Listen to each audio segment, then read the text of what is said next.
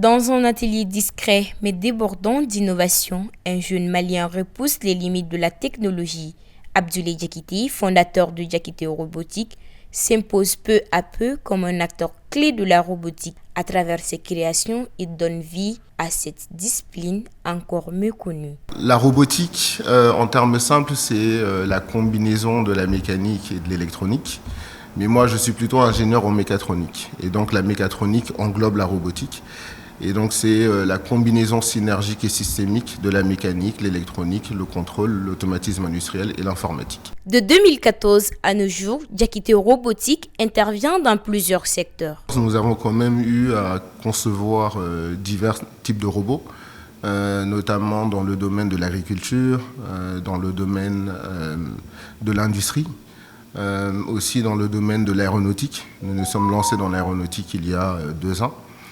Et aussi dans le domaine de la défense. Donc il y a plusieurs secteurs d'activité qui utilisent la robotique dans lesquels nous œuvrons aujourd'hui. Derrière chaque création, une idée et derrière chaque idée, une vision claire de l'avenir. Il lève le voile sur certaines de ces inventions et leur utilité dans notre quotidien. Alors donc ici, je tiens une de nos dernières innovations qui est un brouilleur qui a été conçu pour éviter lorsque nos militaires sont dans le désert et qui sont face à des EEI, des engins improvisés explosifs. Et donc qu'est-ce qu'ils font? Il faut tout simplement appuyer sur ce bouton et lorsqu'on appuie sur ce bouton, ça permet d'éviter que les bombes, les explosifs qui ont été enfouis dans le sol puissent exploser.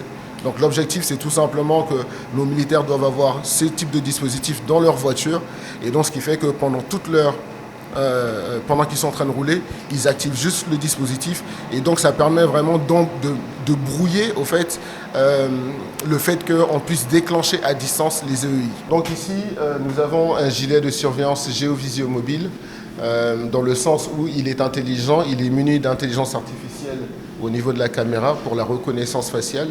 Et donc ce gilet est aussi muni d'un système de GPS. Donc ce qui fait que, par exemple, lorsque nos militaires sont sur le front et que, par exemple, il y en a qui sont pris en embuscade, dans le gilet, il est muni d'un bouton SOS. Donc une fois que le porteur de gilet appuie sur le bouton SOS, automatiquement le gilet génère des photos ainsi que les positions de GPS qui sont automatiquement transmises à la tour de contrôle. Et donc de là-bas, on peut savoir que l'agent numéro 005 a des problèmes. Et sur la même carte, on peut voir tous les autres agents qui sont aux alentours et leur dire qu'il y a tels agents qui sont pris en embuscade, voici les coordonnées, vous pouvez les porter secours automatiquement. Donc en même temps, il permet d'éviter que nos soldats s'égarent dans le désert parce que les positions sont toujours connues en temps réel H24. Ambitieux et tourné vers l'avenir, Diakité Robotique trace déjà les contours de la robotique malienne de demain. Un rêve qu'il construit pas à pas. Aujourd'hui, nous faisons face à une guerre technologique. Et comme nous le savons tous, notre pays a fait bouger les lignes chez eux. Le message que j'ai à l'endroit de nos autorités, tout d'abord, je souhaite déjà les remercier pour l'accompagnement dont ils ont fait preuve. Mais aussi, je souhaiterais amplifier davantage. Le président de la transition, le chef de l'État, le général de l'armée Assimi Goïta l'a dit lors d'une de ses interviews, s'il échoue, c'est toute la jeunesse malienne qui a échoué. Pour moi, c'est important de le rappeler parce que Diakité Robotics ne s'inscrit guère dans l'échec. Nous voulons gagner et gagner, c'est vraiment pour toute l'Afrique, c'est pour le Mali, c'est pour l'AES. Au-delà de la technologie, Diakité Robotique croit en la transmission. Il accompagne la nouvelle génération et forme de futurs créateurs maliens. Pour moi, déjà, c'est une première façon pour moi d'ouvrir les portes.